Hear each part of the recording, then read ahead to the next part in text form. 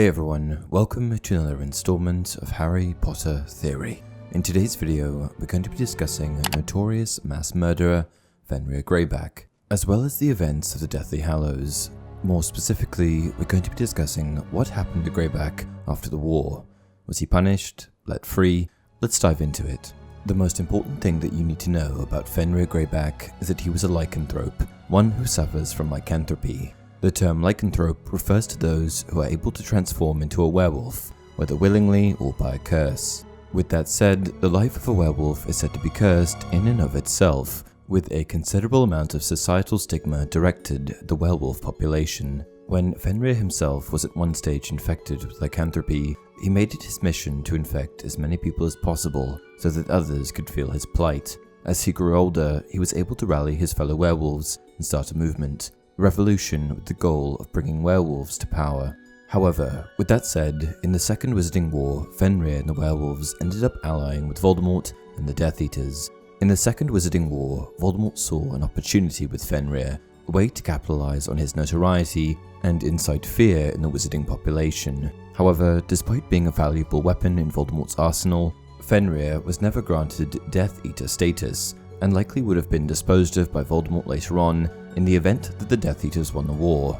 I say this because Voldemort did not think highly of most magical beasts. Stigma towards werewolves was not exclusive to the good guys. Okay, so, if Voldemort and the bad guys had won, then Fenrir would have likely been disposed of, but they didn't win, the good guys did. So what came of Fenrir Greyback?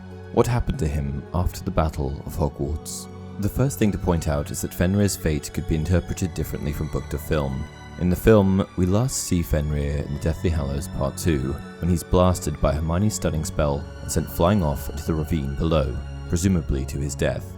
Hermione fired the spell at him after discovering him mauling Lavender Brown. However, this scene from the film actually contradicts the book, as in the book, Greyback shows up again later in the battle. Hermione did hit him with a blasting curse, but it never killed him, and probably didn't send him flying as far as is shown in the film.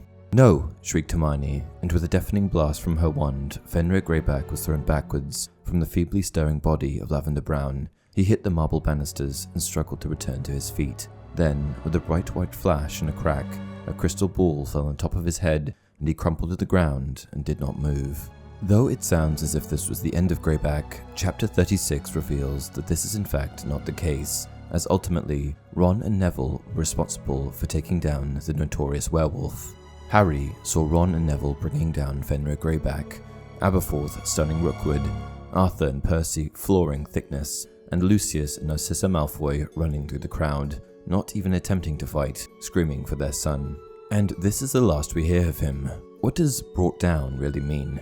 Did Ron and Neville fire a killing curse? What did they do to him? In my opinion, Ron and Neville would not have killed him, simply stunned him, which leaves two reasonable explanations for what could have happened to him.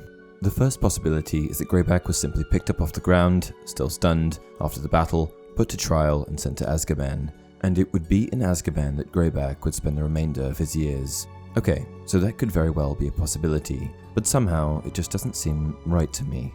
I can't explain why, but I think that Greyback escaped. He's an elusive werewolf that lurked in the shadows for most of his life. Furthermore, being a werewolf, he was particularly resilient and would have been able to take much more of a beating than, say, a normal wizard. After the Battle of Hogwarts, I think he slipped away and regrouped with other werewolves, taking a step back and biding their time before ultimately plotting to attack the wizarding world once again. What do you guys think? Let me know in the comment section below. If you enjoy the content, please like the video and subscribe to the channel. Until next time, it does not do to dwell on dreams and forget to live.